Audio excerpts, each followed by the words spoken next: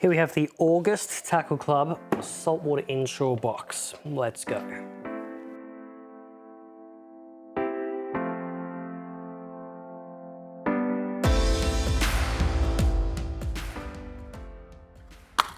Okay, so we're gonna start off the surface options. Yes, we've got 2 in the box this month. Let's start with the small one from our friends at Rapala.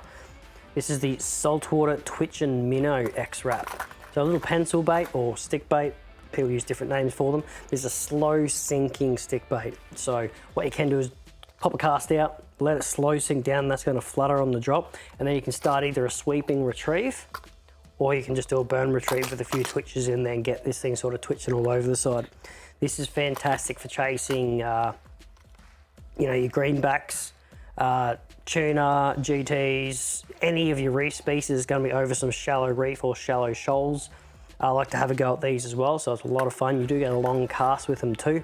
Come pre-rigged with singles on there, so when you do hook up, you're less likely to actually drop the fish as opposed to treble, and also less likely to do damage to the fish if you're looking at releasing that fish after landing.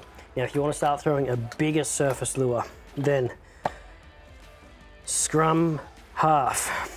Big Game Series Floating Popper, pre-rigged with owner ST trebles underneath, so super heavy duty owner hooks underneath. This is a big cut face popper. Does have a lot of weight to it, so you're going to cast this an absolute mile. I'm going to use this, obviously similar situation to the other one, but giving you a bigger profile and allowing you to pause it a little bit more too. With these you can do like a big pull back, get it to push heaps of water forward with that cut face, pause, let it float, or you can speed it up and just pop, pop, pop, pop over and over. Obviously, got to chop and change for different species that you're chasing. If you're out in more open water and you may be chasing some surface wahoo, surface mackerel, something like that, maybe speed it up. But if you're just fishing over the shoals, over the reefs, like shallow, then feel free to add a lot of pauses and slow this retrieve down as well. So you do have multiple options there with 2 different surface lures.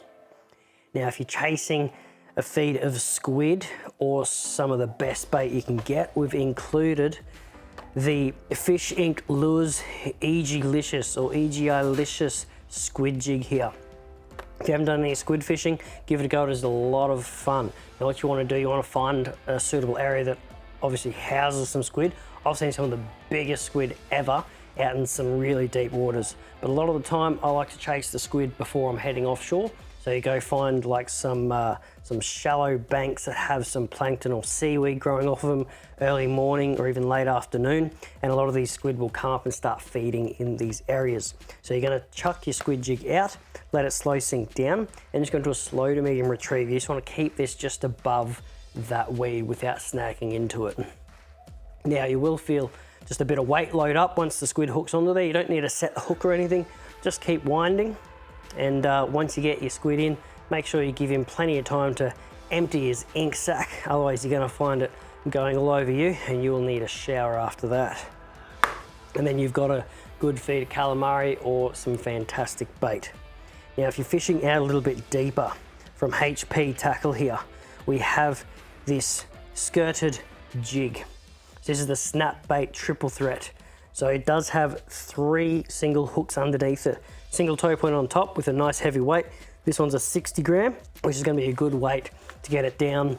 I'd probably fish this 30 meters is going to be plenty.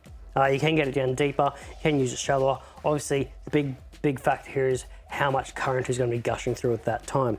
Now, something like this, I would love to use this on like snapper and stuff. You can also have your bycatch like mackerel, kingfish, tuna. I've seen all sorts of species caught on this.